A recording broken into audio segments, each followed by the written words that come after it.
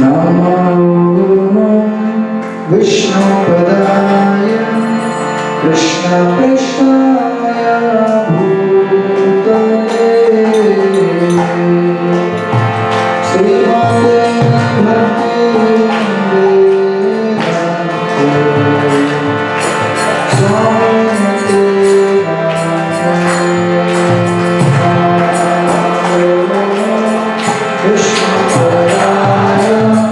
Krishna Krishna Bhutale Srimate Bhakti Vedanta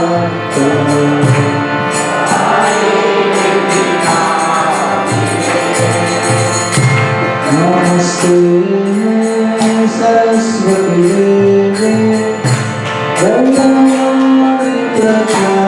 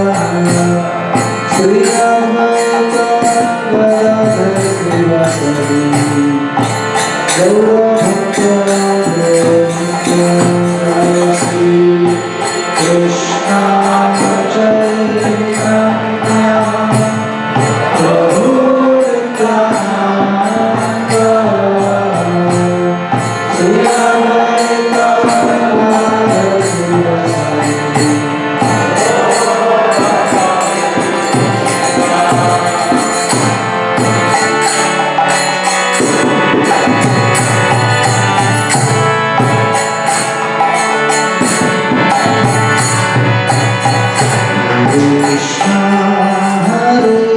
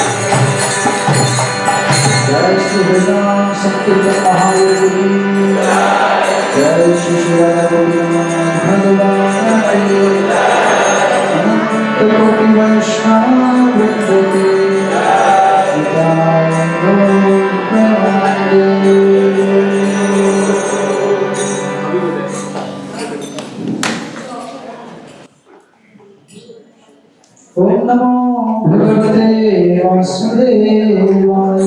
ओम नमो भगवते वासुदेवाय। ओम नमो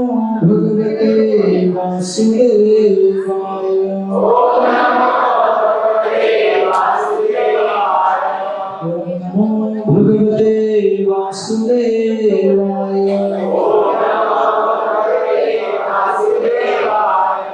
ओम विष्णुपादाय कृष्णकृष्णाय भूतले श्रीमते भक्तिवेदांत स्वामीति नामिने। नमस्ते सरस्वती देवे गौरवाणी प्रचारिणे निर्विशेष शून्यवादी पाश्चात्य देशतारिणे। जय श्री कृष्ण चैतन्य प्रभु नित्यानंद श्री अद्वैत गदाधर श्रीवासादि गौरभक्तवृंद। हरे कृष्णा कृष्णा कृष्णा हरे हरे हरे राम राम राम हरे हरे। हरे कृष्णा कृष्णा कृष्णा हरे हरे हरे राम राम हरे हरे। हरे कृष्णा कृष्णा कृष्णा हरे हरे हरे राम राम हरे हरे।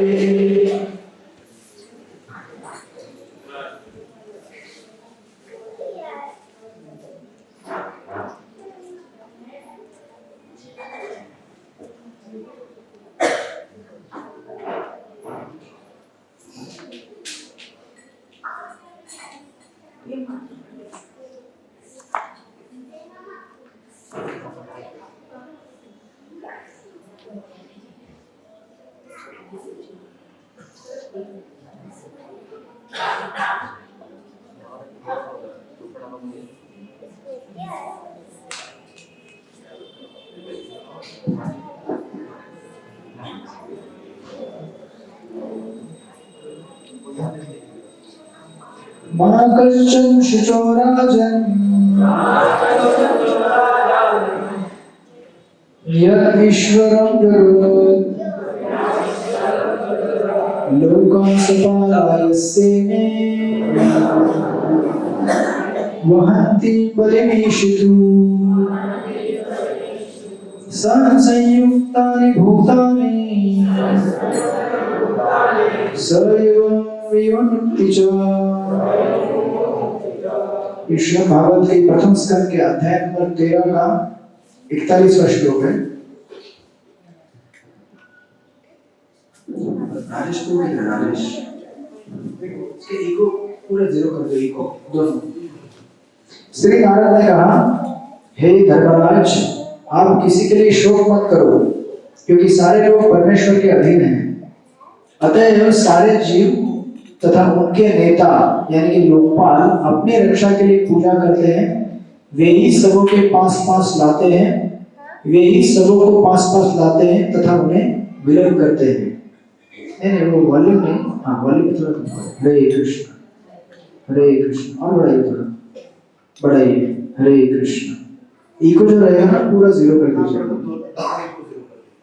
हरे कृष्ण।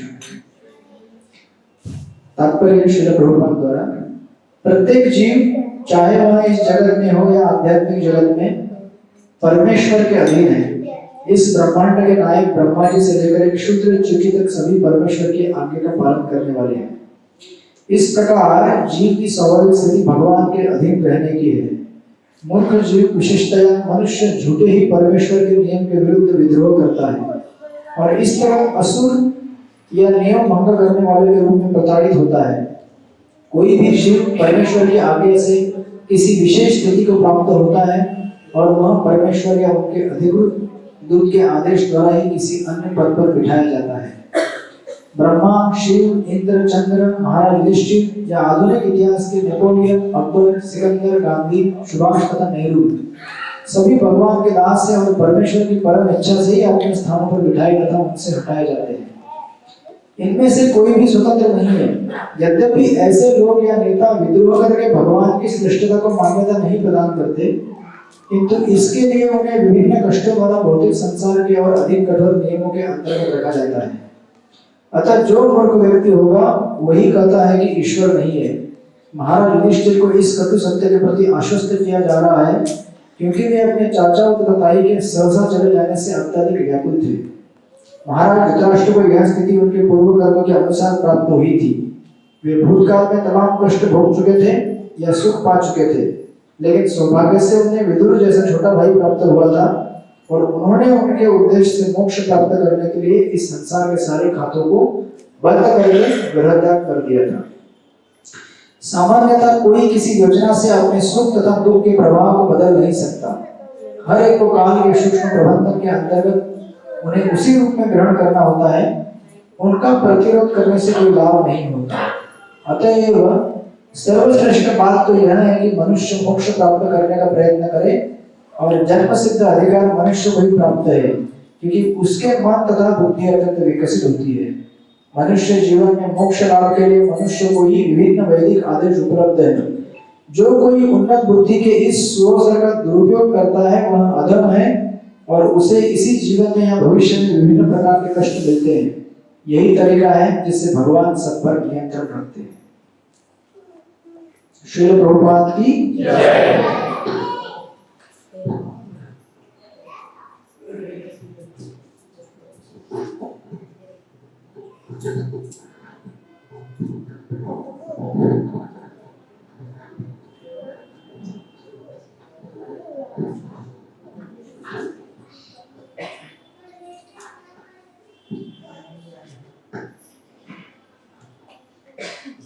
हरे कृष्ण। थोड़ा सा तो मुझे खींच के लेके जा रहा है। हाँ, बस बस बस।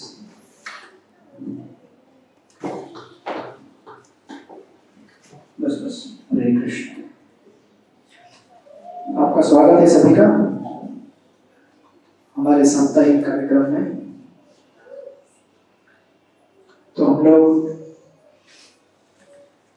पुरुषोत्तम अधिक मास के अंतिम पड़ाव में पहुंच गए हैं। आप लोगों ने अच्छा सा जप किया होगा, कर रहे होंगे सभी। जप कर रहे हैं कि नहीं कर रहे हैं? बहुत कम आवाज आ रहा है। आगे से आवाज आ रहा है, पीछे से नहीं आ रहा है।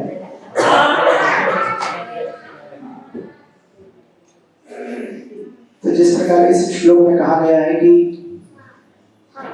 श्रील प्रभुपाद एक जगह पे कहते हैं कि इस संसार में सुख प्राप्त करने के लिए हम लोग बहुत प्रयास करते हैं, अनेक अनेक एक्सपेरिमेंट करते हैं, बराबर है, सुख पाने के हेतु। लेकिन कितने हमारे प्रयास उस सुख को पाने के लिए सफल होते हैं ये तो हमें पता है। तो प्रभुपाद जी कहते हैं कि अगर आप इतने सारे प्रयास करते हो सुखी होने के लिए, तो एक और प्रयास भी करके देख लो। क्या? हरे कृष्णा कृष्णा कृष्णा हरे हरे राम राम राम हरे। ये एक प्रयास करने में कोई प्रॉब्लम नहीं है, कर सकते सभी ये प्रयास, नहीं? और देख सकते हैं कि इससे क्या होता है। तो आप में से बहुत सारे लोग प्रयास कर रहे होंगे और आपको एक पॉजिटिव रिजल्ट मिल रहा होगा, मुझे उम्मीद है। इस प्रकार का प्रयास करने से हमारी चेतना जो है वो शुद्ध होती जा रही होगी। इस संसार में हमारे कष्टों का कारण है दूषित चेतना। दूषित चेतना यानी कि काम, क्रोध, मोह, मद, मात्सर्य जो विकार है, इन विकारों से भरी हुई जो चेतना रहती है वो जीव को शांत रहने नहीं देती। हर घड़ी उसको चल बिचल करती है।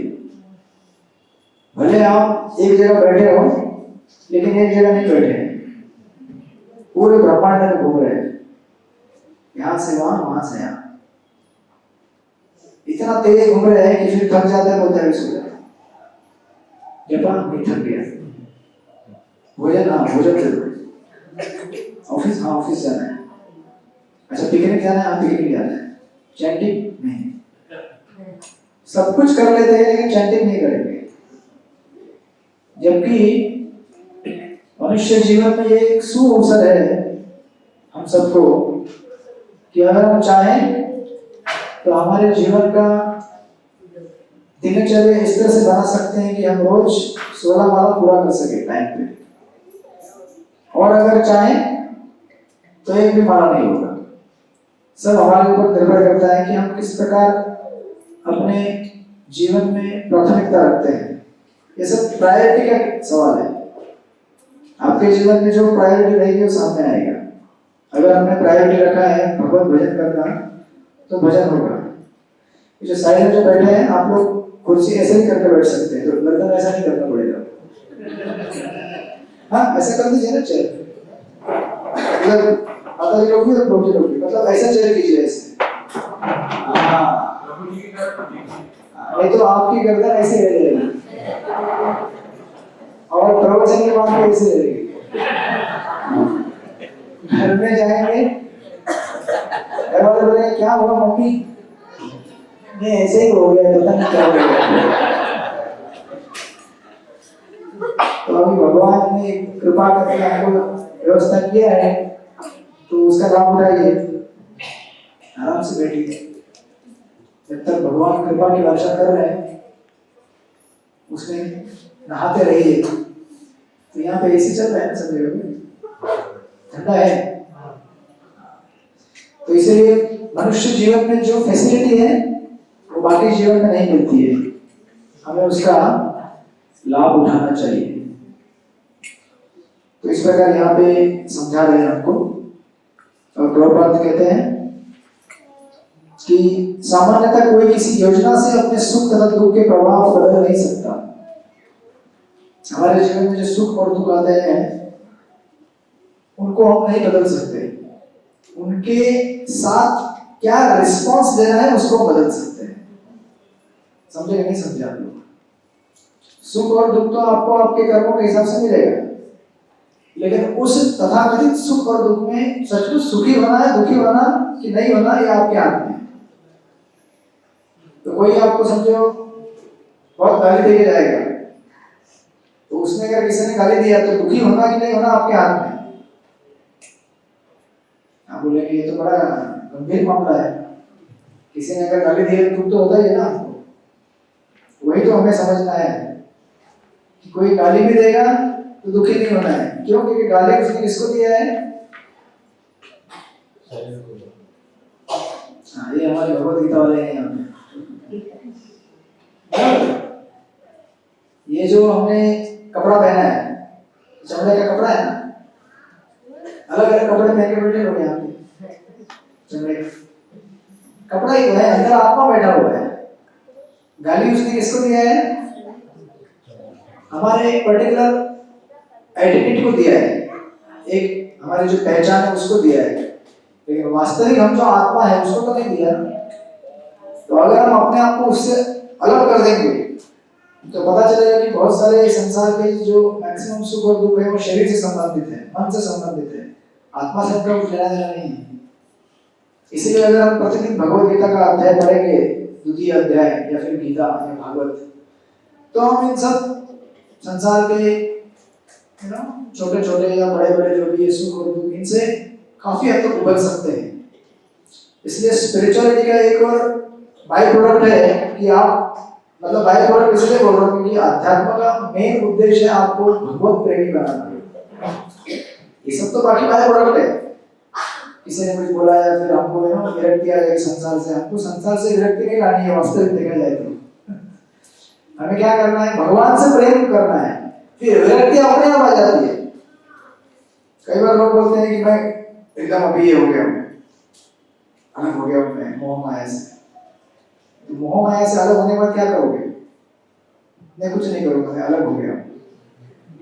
फिर करोगे क्या? फिर उसके बाद थोड़े समय बाद फिर मोह माया में फंस जाओगे। जब तक हमारे पास कुछ अच्छा करने के लिए नहीं है तब तक हम बुरे से छूट नहीं सकते। कुछ क्षण के लिए आप करेंगे, ध्यान करेंगे, बहुत सारे लोग करते हैं, वो यहाँ से सांस लेते हैं, वहाँ छोड़ते हैं, बोलते हैं 10 दिन तक बात मत करो, बैठे रहो। अलग अलग आप गए होंगे, किसी का नाम ले लूंगा। अलग अलग अध्यात्म के अलग अलग तरीके हैं, है ना? कोई बोलता है कि उपवास करो, दिन भर खाओ मत। कोई बोलता है कि 10 दिन बात मत करो। कोई क्या 1000 तरीके हैं।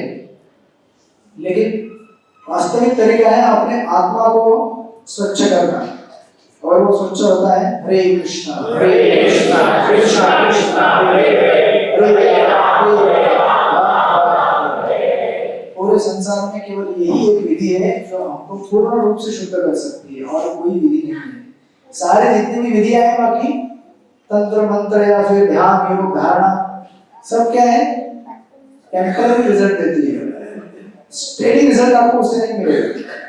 इसलिए आप में से कितने लोग तो ऐसे बहुत सारे जगह पे जाके आ चुके होंगे ऑलरेडी, नहीं विजिट किया होगा ना आपने, पहले बहुत ट्राई किया होगा। लेकिन ये जो भगवत भजन है, इसको अगर हम करेंगे ठीक से, तो ये हमको शुद्ध बना सकता है।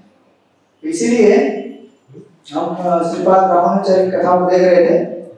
पिछले प्रसंग में हमने देखा कि किस प्रकार भगवान के महान भक्त इस जगत में अवतरित होते हैं और हमको अध्यात्म का पाठ पढ़ाते हैं। बराबर, हमें अपने खुद में तो कैपेसिटी नहीं है, लेकिन अगर हमने किसी भगवान के शुद्ध भक्त का अगर हाथ पकड़ के रखा है, तो हमारे लिए संभावना है भक्ति करने की। हम अकेले से तो नहीं कर पाएंगे, पूरे समूह में भी नहीं कर पाएंगे लेकिन सारा समूह अगर एक साथ मिलके हरे कृष्णा कृष्णा कृष्णा हरे हरे अगर भगवत भजन करने का प्रयास करें आचार्यों के मार्गदर्शन में, तो ये संभव है हमारे लिए। तो श्रीपाद रामानुजाचार्य की कथा को देख रहे थे। लास्ट में हमने देखा यमुनाचार्य यानी कि अलावंतार इस प्रकार वो इस जगत में अवतरित हुए। उन्होंने फिर एक पंडित को हरा दिया था, उसका नाम था कोलाहल पंडित अकीब। आधा राज्य उन्हें मिला था। आधा राज्य मिलने के बाद बड़े राजा बन गए थे वो, फिर अध्यात्म से दूर हो गए थे। लेकिन बाद में भगवत कृपा से और राम मिश्रा जो आचार्य थे, उनकी कृपा से वापस भक्ति में आ गया। आपने देखा था, अभी उनके कुछ गिने चुने हमने श्लोक देखे थे स्तोत्र रूप से। उसके बाद आगे का जब हम अध्याय देख रहे थे, तो उस समय यमुनाचार्य जब इस जगत से अंतर्धान हो जाते हैं, यमुनाचार्य के जाने के बाद राम मिश्रा पहले नागपुर चले गए, फिर राम मिश्रा चले गए, और इनके वंश में जो आने वाला है यमुनाचार्य, इनके ऊपर बड़ी जिम्मेदारी थी इस संप्रदाय को आगे लेके जाने की। लेकिन हम लास्ट टाइम देखे थे कि यमुनाचार्य को टेंशन था कि अब मेरे बाद मुझे कोई ऐसा एक परफेक्ट कैंडिडेट नहीं दिख रहा है जो इस संप्रदाय को आगे लेके जाएगा। हर किसी को चिंता रहती है ना, अब मेरा घर आगे कौन चलाएगा। तो घर में मेरे जब मैं आश्रम ज्वाइन किया, मेरे पिताजी, वैसे हम 5 हैं, 3 भाई 2 बहन। तो अभी सिस्टर का तो शादी हो गया, बड़ी का, छोटी का बाकी है। 2 बड़े भाइयों का भी शादी हो गया। बड़े भाई की शादी हुई तो उसको लगातार 1 2 3 4 4 लड़कियां हुई। छोड़, दूसरा मझला भाई है, उसकी भी शादी हो गई तो उसको 1 2 लड़कियां हो गई। तो मेरे पिताजी मेरी तरफ देखने लगे मैं बोला मेरी तरफ क्या देख रहे हो, मैं तो हाईवे पे निकला हूँ, हाईवे पे निकला हूँ तो मेरी तरफ देख रहे थे और चल रहा था ऐसे, दिन बीत रहे थे। वो गाना है ना भजन, जीवन के दिन बीत चले पर हाय मुझे घनश्याम नहीं। तो उनको तो घनश्याम नहीं और कुछ चाहिए था। तो मैं सोच रहा था यार ये तो बड़ा गंभीर मामला है। तो वो सोच रहे थे यार कि घर को आगे कौन बढ़ाएगा, हमारा खून, सबको अपने अपने इसकी बहुत चिंता रहती है। जो भी नाम रहेगा, पाटिल रहेगा या मंडल रहेगा, मंडल सब में आप मंडल है, जो भी है, चौधरी है, बहुत सारे रहते हैं, हमारा खानदान कौन आगे बढ़ाएगा। आपका सरनेम क्या है? गुरु गुरु, ये हमारे एक्टर। अरे नहीं, कहाँ जा रहे हो? सरनेम नहीं है। कौन सा काम? कथा के बीच में कुछ भी याद आए तो जाना नहीं होता है। तो बड़ा टेंशन था। फिर एक दिन मुझे एक न्यूज मिला कि 5वां आ गया है बड़े भाई का। मैंने पूछा भाई कौन है वो? बोले 5वां एक लड़का हो गया है। ये बजा रहे, ये सोच रहे कि अगर नहीं होता तो आज यहाँ नहीं होते। और उन्होंने, मेरे भाई ने तो उसका नाम रखा ईश्वर। मैं बोला यार बड़ा सोच समझ के नाम रखा है कि ईश्वर की कृपा से कोई तो मिल गया, कोई चलने वाला, इसलिए उसका नाम रखा ईश्वर। तो उसके बाद से मैं छूट गया। फिर मैं तो देखते हो, लेकिन फिर दूसरे कारण से उस चीज के लिए नहीं देखते हो। ठीक है, अभी हमारा तो हर किसी को अपनी चिंता रहती है। देखिए इस भौतिक जगत में भी हम बहुत चिंताओं से घिरे रहते हैं। तो विचार कीजिए कि एक आचार्य जो इस संसार में भगवत प्रेम वितरित करना चाहते हैं, उनको कितना चिंता होता होगा। जैसे हम भी सोचते हैं ना कि यार मेरे आने वाली पीढ़ी का क्या होगा, उसका कैसे कल्याण होगा, मेरे बच्चों का कैसे होगा। तो आप लोग इतना दिन रात कष्ट किसलिए करते हैं? अगर 2 टाइम की रोटी और 6 फीट सोने की जगह चाहिए, मुझे नहीं लगता इतना मेहनत करने की जरूरत है। इंसान, मैंने आपको कई बार एक कथा बताया है, रोगान जी बताते हैं, कृष्णनगर, बंगाल में कृष्णनगर करके एक जगह है, वहां पे एक ब्राह्मण रहता था। लैंडलॉर्ड, अभी की 100 साल पहले की बात है। तो उसको वहां के जमींदार ने बोला कि यार ब्राह्मण जी आप मुझसे कुछ जमीन लीजिए, पैसा लीजिए, आप इस तरह से गरीबी में क्यों रहते हैं? ब्राह्मण ने मना कर दिया, बोला हमको नहीं चाहिए तुम्हारा कुछ। बोले क्यों? बोले हम जो भी पढ़ाते हैं तो हमारे शिष्य लोग हैं, वो आगे हमको चावल बोल देते हैं, अनाज। वो टाइम में ऐसा नहीं था कि बड़े बड़े स्कूल कॉलेज यूनिवर्सिटी पैसा देके हम जाते थे, ऐसा नहीं था। गुरु शिष्य को पढ़ाते थे, शिष्य जो भी देता था गुरु स्वीकार करते थे, चलो उसमें तो चल जाएगा।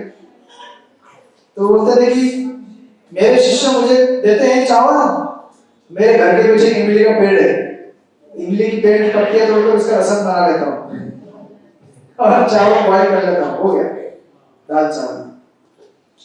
तो एक्चुअली लाइफ सिंपलिसिटी में भी जिया जा सकता है, लेकिन हमने अपने आप को इतना कॉम्प्लेक्स बना दिया है कि एक बटन दबाएगा तो पंखा बहुत चलाता लगता है।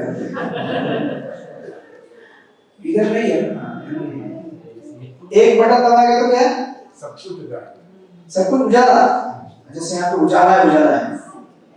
एक बटन दबा दिया तो स्टोव गैस चलेगा ना, लाइटर क्लिक में। गांव में जिसने घर में चूल्हे में भोजन बनाया होगा, आप देखेंगे कि कितना धुआं निकलता है लकड़ियों में पका दो। हमारे घर में भी मैंने देखा है, मेरी मां बना देती चूल्हे पे। तो मैं खुद जंगल में लेकर लकड़ी तोड़ के लाता था मां के साथ, सब बड़ा बड़ा उठा के। तो कोई जिम में जाना नहीं पड़ता था। आजकल लोग जिम में जाते इतना पसीना बहाते हैं, सोचता है इनको लकड़ी काटने के लिए भेजना चाहिए ना जिम में, या फिर कपड़े धोने के लिए बोलना चाहिए। कपड़े भी धुल के हो जाएंगे और शरीर भी स्वस्थ रहेगा। तो अभी क्या है, लोग सोचते हैं कि लग्जरी है ये जिम में जाना। तो गांव में अगर आपने देखा होगा इतना धुआं निकलता है, कितनी तकलीफ होती है, जल जाता है वो, एक बार जलने के बाद अच्छा जलता है। लेकिन आजकल लोग सोचते हैं कि एक क्लिक में सब कुछ है, बटन दबाया लाइट चालू होती है, बटन दबाया पानी आता है नल में से, बटन दबाया गैस चालू होता है। लेकिन जिंदगी में भाई बटन दबाया, अगर समझो मैं बहुत आज मुझे मानसिक तनाव है और मैं ढूंढूं घर में कोई बटन है क्या जिसको दबाते ही मेरा तनाव दूर हो जाएगा, ऐसा कोई बटन है? तो इंसान चाहे कितनी भी तरक्की कर ले, लेकिन वो अपने सुख और दुख इसका निवारण खुद से नहीं कर सकता। उसे भगवान की आवश्यकता है, भगवान के भक्तों की आवश्यकता है जो उसे समझाएंगे। इसीलिए अध्यात्म ऐसी विषय वस्तु है जो सबके लिए कॉमन है। मैं तो फिर बटन दबाते ही अगर आज मैं दुखी हूँ, बटन टिक, सुखी हो गया मैं। आज मुझे रात को नींद नहीं आ रही है, बटन दबा दिया, नींद आ गई, बटन दबा दिया, नींद खुल गई। बड़ा मुश्किल है ना, बटन दबाते ही नींद खुलती नहीं है। हम लोग क्या करते हैं, हमारा जब अलार्म बजता है सुबह, क्या करते हैं?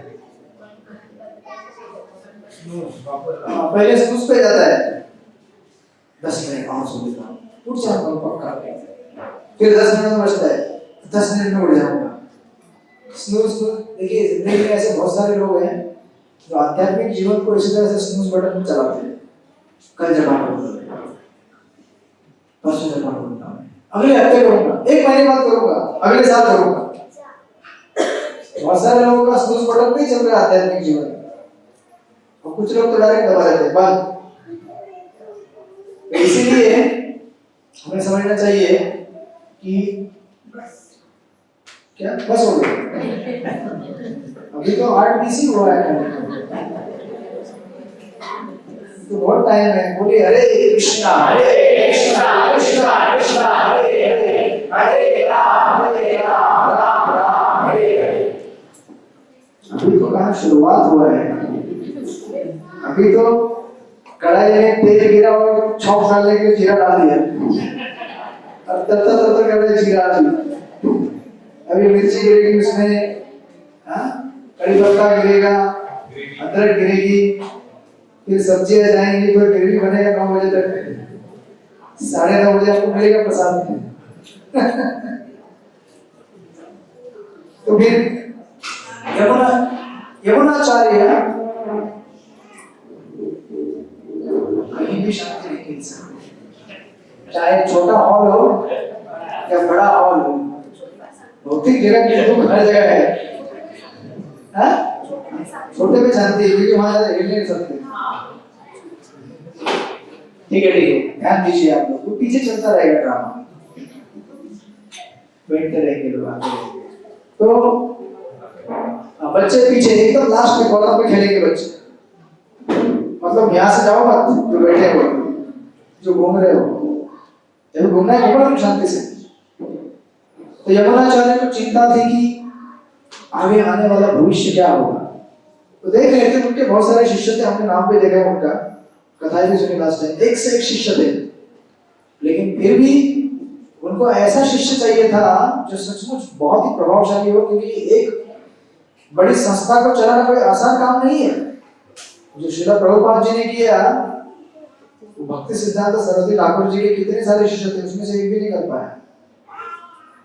सोचिए जरा, भक्ति सिद्धांत सरस्वती ठाकुर जी ने 64 गौड़ी मठ बनाए, अनगिनत शिष्य बनाए, खास करके बहुत सारे घंटी मेरे इधर बजे, खास करके बहुत सारे सन्यासी बनाए। और कभी कभी मुझे बहुत आश्चर्य होता है, लेकिन मैं कभी क्वेश्चन पूछा नहीं किसी को, गौड़ी मठ में 64 माला का नियम था रोज, आपको पता रहेगा। सरस्वती ठाकुर जी ने कहा था 64 राउंड्स। तो मैं कभी कभी ऐसा करता हूँ कि 64 माला करने के बाद भी अगर ये हालत हो सकती है कि पूरा मिशन फेल हो गया, भक्ति सिद्धांत सरस्वती ठाकुर जी के जाने के बाद सारे सन्यासी डर बैठे, ये प्रॉपर्टी मेरा है, वो प्रॉपर्टी मेरा है, ये रूम मेरा है, ये सेंटर मेरा है, इधर का आचार्य मैं हूँ। तो मैं सोचता हूँ कि हमारी 16 माला से क्या होगा। लेकिन यही तो असली बात है ना, जब हम एक साथ मिलजुल के रहने का संकल्प करते हैं तो उसमें ज्यादा पावर होता है। इसलिए राधाराम महाराज का एक स्टेटमेंट है, इंडिविजुअल प्यूरिटी से ज्यादा कलेक्टिव यूनिटी ज्यादा इंपॉर्टेंट है। हम सब एक एक शुद्ध रहेंगे, लेकिन मैं शुद्ध हूँ, ये शुद्ध है, मतलब अलग अलग अपने अपनी प्यूरिटी बनाने का प्रयास कर रहे हैं, लेकिन उससे भी ज्यादा इंपॉर्टेंट है साथ में एक साथ मिल के रहे। आप समझे कि नहीं समझे? कभी कभी हम लोग ऐसा करते हैं, मेरे 50 माला बाकी है, मैं सेवा नहीं करूंगा, मेरा ये बाकी है, मैं सेवा नहीं करूंगा। अरे मिशन को संभालना ज्यादा जरूरी है। आपका बेसिक अगर साधना हो गया 16 राउंड्स का, उसके बाद प्रायोरिटी अपने मिशन को संभालने के लिए आनी चाहिए, कोऑपरेशन के लिए जानी चाहिए। हाँ, उसके बाद भी पक्का आपको समय मिलेगा, ऐसा नहीं कि आप एक्स्ट्रा मानव नहीं कर सकते, लेकिन कलेक्टिव यूनिटी और कोऑपरेशन ज्यादा इंपॉर्टेंट है।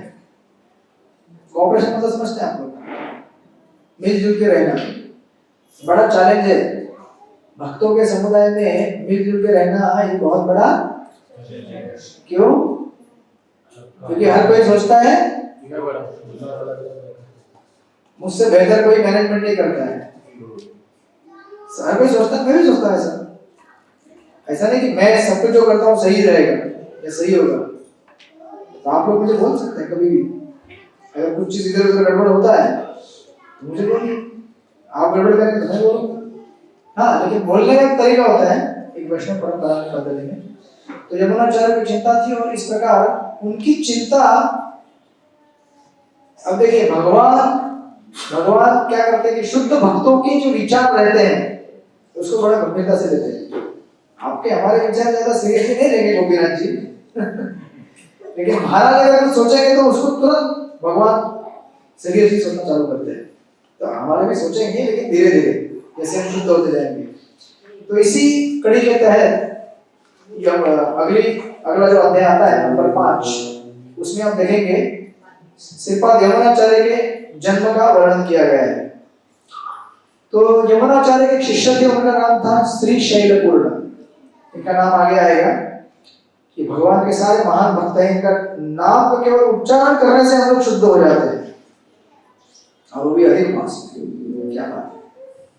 तो श्री शैलपूर्ण इनकी 2 सिस्टर्स थी, एक का नाम था भूदेवी, दूसरे का नाम था श्रीदेवी। और ये श्री शैलपूर्ण तिरुपति में सेवा कर रहे थे भगवान वेंकटेश का। तो ये जो 2 सिस्टर थी, उनके जब विवाह हुए तो उनका भी नाम दिया हस्बैंड का। भूदेवी का विवाह हुआ असुरी केशव पेरुमल के साथ, और श्रीदेवी का विवाह हुआ कमल नयन भट्ट। तो वर्णन करते हैं कि 13 अप्रैल 1017 सन उस दिन भूदेवी उनको एक पुत्र का प्राप्ति हुआ। उस पुत्र का जब जन्म हुआ, यानी कि रफली हमारे यहाँ पे 12वीं शताब्दी उसको माना जाएगा। जब उनका जन्म हुआ तो उनके जन्म पर एक श्लोक उच्चारित किया जाता है, अनंत प्रथम रूपम लक्ष्मणश्च तथा बलम भगभद्र स्तुतियस्तु कलि कश्चित् भविष्यति। कहते हैं कि ये वही व्यक्ति है जो पहले अनंत शेष था, ये वही व्यक्ति है जो बाद में लक्ष्मण बना, ये वही व्यक्ति है जो बाद में बलराम जी बने, वही व्यक्ति अभी क्या बने हैं? पहले यमुनाचार्य रामानुजाचार्य बाद में नित्यानंद। बंगाल में उन्होंने अवतार लिया नित्यानंद प्रभु ने, लेकिन उसके पहले का अवतार है ये रामानुजाचार्य। तो अभी आप लोगों में से कितने लोगों को पता है पता नहीं मुझे, बट रामानुजाचार्य के अवतार है किसके? शेषनाग, लक्ष्मण जी, मतलब वही तत्व है। शेषनाग जी, लक्ष्मण जी, बलराम जी वही तत्व है। फिर बाद में वापस बलराम जी किस रूप में आए? नित्यानंद रूप में आए चैतन्य महाप्रभु के साथ पश्चिम बंगाल में। तो बहुत बाद में, लेकिन 13 अप्रैल 1017 को इस प्रकार रामानुजाचार्य का इस जगत में अवतरण हुआ। और उनके अवतरण होते ही बहुत बड़ी भविष्यवाणी हुई कि ये जो व्यक्ति जन्म लिया है ये क्या करेगा? पूरे विश्व का उद्धार करेगा। आप देखिए पूरे भारतवर्ष में जितने भी मंदिरों की स्थापना और पूजा और अर्चना की विधि है वो रामानुजाचार्य ने स्थापित की है। हालांकि रामानुजाचार्य ने एक बार प्रयास किया जगन्नाथपुरी में भी करने का, वहां नहीं कर पाए, कुछ अलग कारण है उसके, हम देखेंगे बाद में कथा क्रम में आएगा। इस प्रकार जब वो जगत में अवतरित हुए रामानुजाचार्य, तो जैसे श्री शैलपूर्ण को जानकारी मिली कि एक अद्भुत बालक ने जन्म लिया है, तुरंत मिलने के लिए गए अपने सिस्टर के पास। फिर उनका एकदम फास्ट फॉरवर्ड करके बताया था, क्योंकि आगे के प्रसंग बता रहे इसलिए। उनके जन्म होने के बाद उनका जो भी संस्कार रहता है अलग अलग प्रकार के, उन सब संस्कार को किया गया। फिर बालक स्कूल में जाने लगे। स्कूल में जाने के बाद अच्छी तरह से प्रभावशाली एक व्यक्तित्व उन्होंने दिखाया। फिर बाद में उनका विवाह भी हो गया, बहुत फास्ट फॉरवर्ड किया है उनका कथा। विवाह होने के बाद सेटल हो गए थे अपनी मैरिड लाइफ में। 16 साल की उम्र में विवाह हो गया था उनका। लेकिन आप जानते हैं कि उस समय में, मतलब आज से 1000 साल पहले, विद्या को ग्रहण करना बहुत ही जरूरी माना जाता था। तो अपना काइंड ऑफ स्कूल सब पढ़ाई पूरा करने के बाद अभी 16 साल के बाद मतलब ऑलमोस्ट आज के समय में तो 10वीं 11वीं रहेगा, 10वीं रहता है ना 16 साल के बाद। लेकिन उस समय में बेसिक स्कूलिंग करने के बाद लोग थोड़ा स्पेशलाइज्ड विद्या प्राप्त करने का प्रयास करते थे। तो फिर उस समय रामानुजाचार्य, उनका नामकरण रामानुज इसलिए किया गया, रामानुज मतलब क्या, जो राम के अनुज है, अनुज मतलब छोटा भाई, रामानुज, इसलिए उनके नाम में ही दिखता है कि ये क्या है, राम के छोटे भाई लक्ष्मण, उन्हीं का अवतार है।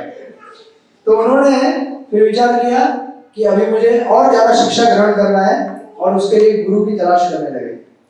तो फिर रहते थे कांचीपुरम में। कांचीपुरम में आप में से को कांचीपुरम नहीं गए? कोई नहीं गए कांचीपुरम? 2-3 लोग गए। कांचीपुरम बहुत सुंदर जगह है और बहुत बार हम लोग यात्रा में जाके आ चुके हैं। शिव कांची, विष्णु कांची। वैसे मैंने हमारे दूसरे ग्रुप में कुंभोली का उसको प्रपोज किया है यात्रा का 2024 में वृंदावन कुरुक्षेत्र का। तो वो लोग ही वर्कआउट कर रहे हैं डिटेल, वही डिटेल में हम लोग ऐड हो जाएंगे, हमको कुछ करना नहीं है। अच्छा है ना? कहाँ चले गए माता जी? दूसरे हंसल माता जी, हाँ आई इन्फेक्शन हुआ है तो चश्मा लगाएगा। तो इनका जब विचार हुआ कि मुझे शिक्षा ग्रहण करना है तो इन्होंने गुरु ढूंढने का प्रयास किया। तो उस समय कांचीपुरम में एक गुरु थे, उनका नाम था यादव प्रकाश। ये बड़े विद्वान पंडित थे, इनका बहुत लंबी कथा है आगे।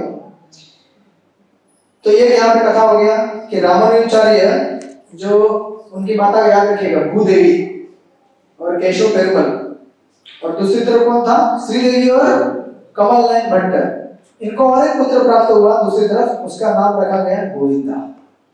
तो ये दोनों भाई भाई थे कजिन, रामानुजाचार्य और गोविंद। इनकी कथा बाद में आएगी जोड़ जोड़ के। तो ये भी बड़े तेजस्वी बालक थे और उनके बारे में प्रोफेसी किया गया कि ये आगे बढ़कर बहुत धर्म का प्रचार करेंगे गोविंदा करके। तो इस प्रकार रामानुजाचार्य अभी कांचीपुरम में निवास कर रहे थे और यादव प्रकाश जी की पाठशाला में भर्ती हो गए।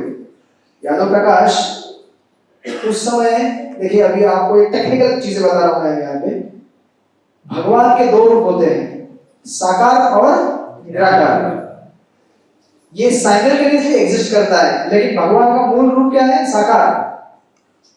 जैसे इसको समझाने के लिए शास्त्र में उदाहरण दिया जाता है, ब्रह्मन, परमात्मा और भगवान, 3 स्तर है भगवान के आइडेंटिटी के। तो इसको समझाने के लिए थोड़ा और अभी कोई आंख बंद कीजिएगा, मुझे टेक्निकल गणित है ये। जैसे आपको लाइट दिखती है, ये छोड़ दीजिए, ट्रेन का उदाहरण लेते हैं। ट्रेन जब दूर से दिखती है हमको तो केवल लाइट दिखता है रात के समय में, हम बोलते हैं लाइट। अब ट्रेन लाइट है क्या? लेकिन ट्रेन लाइट भी है उस समय के लिए, जब तक आप दूर से देख रहे हैं आपको कुछ भी नहीं दिख रहा ना, तो उस समय आपके लिए क्या है, कुछ तो दूर से आ रहा है, लाइट है, आप बोलेंगे लाइट है। लेकिन थोड़ा पास में जाएंगे तो क्या दिखेगा, बाहर से दिखेगा, पहले इंजन दिखेगा सबसे पहले डब्बा, और थोड़ा पास में जाएंगे दिखेगा अरे इसके पीछे बहुत सारे डब्बे लगे हुए हैं, और फिर अंदर जाएंगे तो क्या दिखेगा, अरे इसके अंदर तो पूरा साम्राज्य है, लोग खा रहे हैं, पी रहे हैं, मजा कर रहे हैं, एंजॉय कर रहे हैं, एसी भी है, हाँ सब कुछ है, एसी है, पंखा है, अभी एसी भी आ गया पंखे से। तो आप देखेंगे कि अंदर पूरा वैरायटी है। इस प्रकार भगवान को अगर आप जानना चाहते हैं तो सबसे पहले इस संसार में आपको क्या दिखेगा कि ये जगत में कुछ तो शक्ति है जो इस जगत को चलाता है, दूर से देखने के। लेकिन तो शक्ति, अब शक्ति है तो फिर उसको चलाने वाला कोई तो होना चाहिए ना। तो इसलिए पहला स्तर है ब्रह्मन। कौन कहते ब्रह्म ब्रह्म ब्रह्म ब्रह्म, अरे ब्रह्म है, एक शक्ति है, लेकिन उसके पीछे कोई तो रहेगा। उसके पीछे थोड़ा आगे आप रिसर्च करेंगे तो आपको देखेगा परमात्मा, यानी कि उसके पीछे कोई एंटिटी है, पर्सनैलिटी है जो उसको चलाता है। और थोड़ा आगे जाके दिखेगा कि वैकुंठ जगत में तो पूरा बड़े बड़े बोगी लगे हुए हैं ट्रेन के, है ना, एक बोगी दूसरी बोगी तीसरी, मतलब अलग अलग ग्रह हैं वैकुंठ जगत में। और सबसे उच्च ग्रह है गोलोक वृंदावन, राइट। और उसमें बहुत सारे अनंत कोटि जीव हैं जो भगवान की सेवा कर रहे हैं और आनंद के साथ भगवान के साथ रह रहे हैं और गा रहे हैं हरे कृष्णा कृष्णा कृष्णा हरे हरे हरे राम राम हरे। तो इसको कहते हैं भगवान के 3 स्तर। नेक्स्ट टाइम पूछूंगा आपको, ब्रह्मन, परमात्मा, भगवान।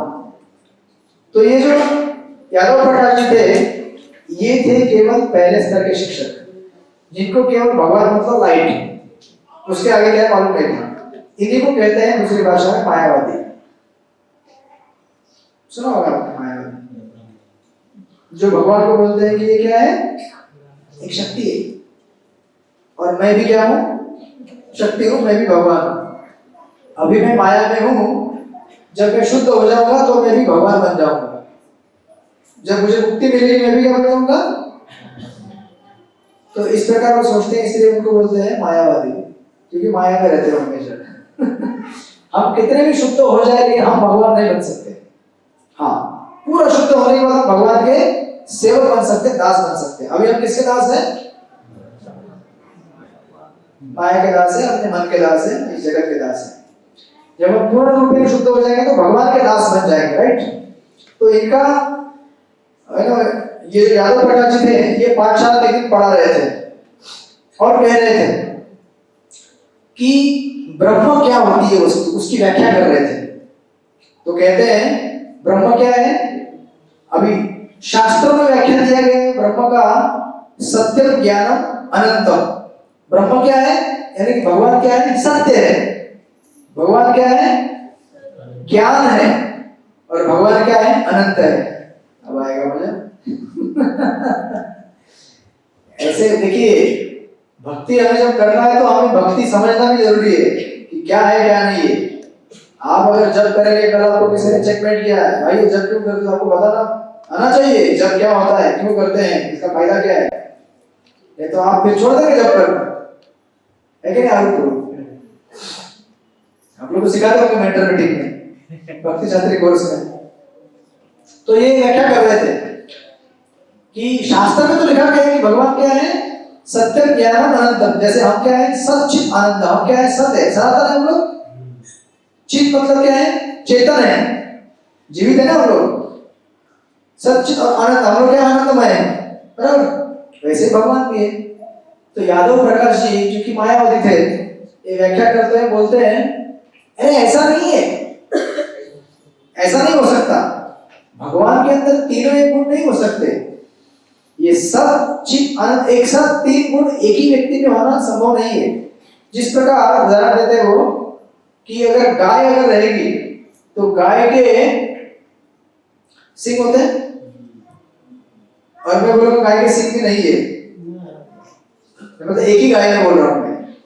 एक ही गाय में सिंग होना, सिंग ना होना संभव है क्या? तो ये अभी देखिए, शास्त्रों को जब हम प्रेजेंट करते हैं तो कोई भी उदाहरण कहीं पे भी नहीं चिपकाया जा सकता। इसको समझाने के लिए अभी इन्होंने उदाहरण दिया, किसका, गाय का। बोले सिंह होना, सिंह ना होना, और पूरी तरह बहुत सारे सिंह होना, ये संभव नहीं है कि गाय, राइट। तो रामानुजाचार्य बोलते हैं कि गुरुजी आपका व्याख्या थोड़ा गलत है। अब देखिए, अब रामानुजाचार्य स्टूडेंट है, यादव प्रकाश टीचर है। स्टूडेंट टीचर को करेक्ट नहीं कर सकता, और करेक्ट भी करने का प्रयास करे तो टीचर को भी क्या होना चाहिए, उतना नम्र होना चाहिए कि अगर शिष्य बोल रहा है गलत है तो उसे सोचना चाहिए कैसे गलत है। यादव प्रकाश गुस्सा हो जाता है, अरे तुम मेरे स्टूडेंट हो, मुझे सिखा रहे हो, तो तुम्हारे हिसाब से क्या होता है बताओ। तो रामानुजाचार्य ने एक डिटेल फिलोसॉफिकल डिस्कशन है, मैं उसमें घुसूंगा नहीं, तो आप में से बहुत सारे लोगों की आंखें बंद हो जाएंगी। तो रामानुजाचार्य ने बहुत कुछ समझाया, लेकिन उन्होंने एक सुंदर उदाहरण दिया। उन्होंने एक उदाहरण दिया कि जिस प्रकार फूल के अंदर, फूल वाला को फूल, उसके अंदर कलर रहता है, फूल कलर देता है, उसमें सुगंध होता है और फूल कोमल होता है। एक ही वस्तु में ये 3 चीजें होती है कि नहीं होती है? तो अगर एक छोटे फूल, एक उदाहरण दिया, उसके अंदर ये हो सकता है तो भगवान के अंदर क्यों नहीं हो सकता है? जो कि भगवान का क्या है, वो अंश है, भगवान से निकला है ना फूल। जो फूल के अंदर इतना वैरायटी है तो भगवान के अंदर क्यों नहीं हो सकता? और आपने जो उदाहरण दिया गाय का, वो यहाँ पे एप्लीकेबल नहीं है। जो तुलनाएं होती है वो कहाँ पे लगाने की, उसका भी एक नियम रहता है शास्त्र में। कोई भी तुलना आप किसी भी जगह नहीं लगा सकते। समझे कि नहीं समझे आप? उदाहरण देते समय तो ये मैंने उदाहरण दिया, और फिर और उदाहरण देते हैं, कहते हैं कि जिस प्रकार सूर्य के अंदर रोशनी होती है, अग्नि होती है और रंग भी दिखता है उसका। जब तीनों चीज हो सकती है तो फिर भगवान के अंदर क्यों नहीं हो सकती? आप ये उदाहरण क्यों नहीं दे रहे गुरु जी? या तो प्रकाश, उनका तो फिर टेम्परेचर बढ़ जाता है, तो उस दिन बड़े गुस्सा हो जाते हैं और क्लास डिसमिस हो जाती है उस दिन के लिए। फिर एक दिन ऐसे ही बहुत दिनों के बाद रामानुजाचार्य अपने गुरु का मसाज कर रहे थे, यादव प्रकाश का, ऐसे पीठ दबा रहे थे बैठकर। वो शायद ऐसे टेबल पे बैठ, गुरु जी खाट पे रहेंगे, रामानुजाचार्य नीचे बैठे थे, ऐसे कुछ तो मसाज करते करते यादव प्रकाश जी इन्होंने हमारे तुलना दे दिया। बोले लेकिन मैं एक चीज बता रहा हूँ वेदांत की। तो यहाँ पे वो शब्द है तस्य यथा कपस्याम पुंडरीक एवं मक्षिणी।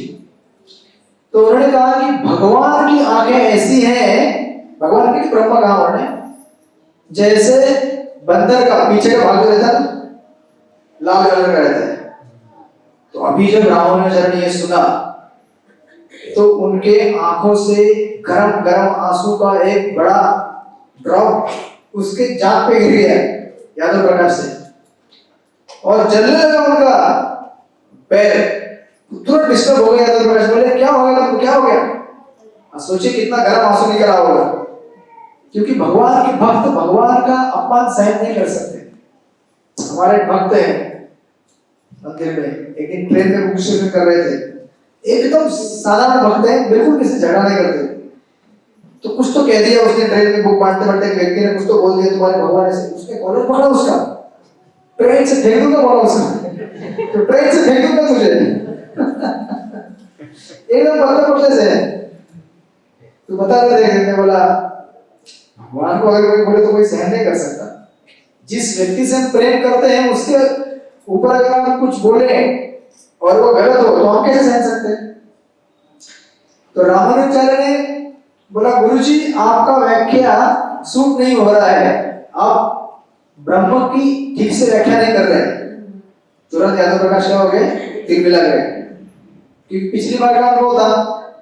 सोचने लगे तो बहुत बढ़ चढ़ के मुझे है ना सिखा रहा है। तो बोला तुम बताओ। कभी कभी ऐसा होता है ना हमारे साथ कोई अगर कुछ बोल दे और हमारे बात को है ना निषेध करने की कोशिश कर, हम बोलते तुम बताओ फिर क्या है, बताओ, सुनते हैं। तो रामानुजाचार्य ने टीका चालू किया और बोले कि ये जो इसमें शब्द दिया है कपस्याम, कपस्याम का अर्थ होता है क मतलब बोले कि कमल का डंडी। और तो ये संस्कृत में बहुत डिटेल वर्णन है, बट शॉर्ट में बता रहा आपको। क मतलब पानी, और पीबती मतलब पीने वाला, राइट, और अपसी मतलब जो खुला हुआ है। तो अभी शास्त्रों के शब्दों की जो व्याख्या है वो इस प्रकार करनी चाहिए कि उसके अंतिम निर्णायक सिद्धांत को मैच करे। आप कुछ भी बोल के कुछ भी निकाल नहीं सकते, क्योंकि सारे शास्त्रों का सार तो यही है कि भगवान क्या है, परम सबसे भगवान सबसे उच्च व्यक्ति है। उसको समझाने के हेतु जो भी सपोर्टिव स्टेटमेंट हमें दिखाने चाहिए। तो रामानुजाचार्य बोलते हैं कि आपने जो व्याख्या किया है वो गलत है, मैं आपको व्याख्या बताता हूँ। तो कहते हैं कि आप बोल रहे हैं कि भगवान की आंखें ऐसी है, लेकिन मैं बोल रहा हूँ कि भगवान की आंखें कैसी है, जो जल में कमल उगता है ना, उसका जो फूल रहता है कैसा रहता है फूल, वो भी लाल रहता है। तो उसके संस्कृत शब्दों के अलग अलग व्याख्याओं को अगर हम जोड़ेंगे तो उसका अर्थ यहाँ पे निकालते हैं वो कि भगवान की आंखें कैसी है, कमल के फूल के समान लाल है। वो बता देते हैं उनको विस्तार में। तो ये जो सुनते हैं रामानुजाचार्य यादव प्रकाश, बस बोलते हैं आज के बाद तुम मेरे स्कूल में आने का नहीं निकल जाओ यहाँ से, मेरे को सिखाता है। हाँ? बोलते हैं ना, कल का बच्चा बड़ा मेरे को सिखाने को आया। तो जब ऐसा रामानुजन कुछ नहीं बोलते, चुपचाप रहते हैं और निकल जाते हैं। तो यादव प्रकाश ये बड़े क्या थे, दुष्ट व्यक्ति जैसे। देखिए क्या होता है कि हम जब भगवान को ही अगर नहीं मानते ठीक से, ये इनडायरेक्टली क्या है, ये नास्तिक व्यक्ति है जो भगवान को बोलते हैं कि भगवान का कोई रूप ही नहीं है, भगवान की आंख नहीं है, भगवान का कान नहीं, धर्म है बहुत बड़ा। वो बोलता है कि भगवान निराकार है, लेकिन दिन में 5 बार लाउड स्पीकर लगाते हो। समझ गए आप? तो कैसा होता है कि सिद्धांत जो है वो शास्त्रों के हिसाब से हमें एनालाइज करना चाहिए, क्या है क्या नहीं है। कुछ भी बोल के आप निकल नहीं सकते। लेकिन ये व्यक्ति ऐसे थे, यादव प्रकाश, सुनने को रेडी नहीं थे। वे बोलते हैं कि आप निकल जाओ, मेरी पाठशाला में बताना। और एक दिन ये क्या करते हैं, प्लान बनाते हैं। अपने बहुत सारे उनके जो विद्यार्थी थे स्कूल में, उनके साथ मिलकर प्लान बनाते हैं कि रामानुजाचार्य को मार डालना चाहिए, खत्म कर देते हैं। क्यों? क्योंकि अरे ये तो मेरा कॉम्पिटिटर बन गया, कल को अगर ये ज्यादा अगर पढ़ा लिखा हो गया तो मेरा बिजनेस चौपट कर देगा। इस तुकाराम महाराज की कथा हमने देखा था ना, रामेश्वर भट्ट। तो संसार ईर्ष्या से भरा हुआ है। अगर हमसे ज्यादा अगर 2 रुपये कोई कमाता है, हम सोचते हैं यार उसका 2 रुपया लॉस कैसे होगा। अपने पास जो है उसके ऊपर सोचेंगे नहीं, उसका कैसे खत्म होगा उसके बारे में सोचेंगे। तो ये लोग एक दिन प्लान बनाते हैं। अभी यादव प्रकाश के भी कुछ ऐसे शिष्य थे जो उनके विचार से मेल खाते थे, मतलब ऐसे ही थोड़े दुष्ट और कपटी मन के थे। ये लोग विचार करते हैं कि रामानुजाचार्य को हम कैसे मारेंगे। तो अलग अलग प्लान बनाए जाते हैं, ऐसे मारेंगे, ऐसे मारेंगे, ऐसे मारेंगे। लेकिन सारे शिष्य बोलते हैं अरे पाप लगेगा हमको, हम तो वेद पढ़ाते हैं, वेद पढ़ते हैं, किसी को मारेंगे तो पाप लगेगा। देखिए कितने मूर्ख लोग हैं ये लोग, मारने का प्रयास सोच रहे हैं लेकिन साथ में सोचते भी है कि पाप लगेगा। अरे ये विचार ही आपका क्या है, पाप में है। मारना तो दूर की बात है, लेकिन आप सोच रहे हैं कि मारूंगा, यही क्या है, पाप है। तो एक दिन फिर इन लोगों के मन में एक प्लान आता है। लेकिन माया कैसे हमको भ्रमित करते संसार में, उसका एक उदाहरण है।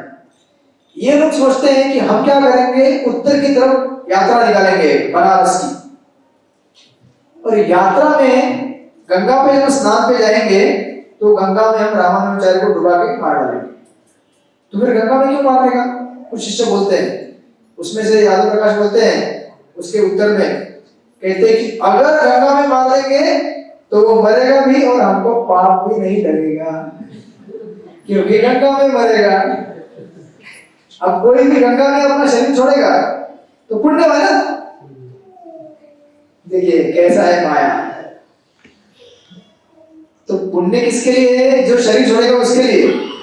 लेकिन जिसने मारा उसको थोड़ी गंगा बोलेगी तूने गंगा में डुबाया उसको, बहुत पुण्य वाला काम किया। यहाँ मरने वाला था, तुमने गंगा में जाकर डुबा दिया।